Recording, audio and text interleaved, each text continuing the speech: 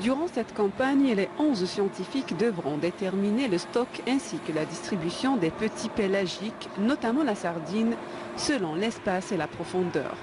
Dans son travail, l'équipe se base sur la technique hydroacoustique. On a réalisé un plan de campagne où nous avons estimé 141 radiales le long de la côte algérienne, distante entre elles de 4000 nautiques.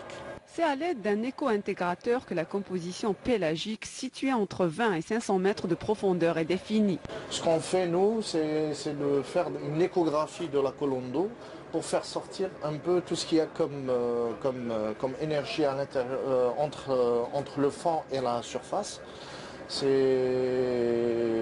une méthode qui est assez récente et qui n'arrête pas de s'améliorer, de se développer, et qui est utilisée par la plupart des pays développés. Pour déterminer les paramètres du milieu, le bateau est équipé d'un laboratoire spécialisé en hydrologie.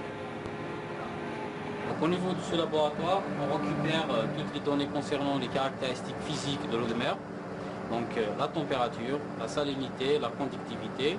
Ces données vont nous permettre de mieux comprendre la qualité des eaux et qui nous permettent aussi d'évaluer le stock halieutique au niveau du territoire national. Les détections effectuées lors de cette campagne seront validées par des pêches scientifiques qui permettront de connaître avec exactitude la composition du stock pélagique par zone, par espèce et par taille de poisson.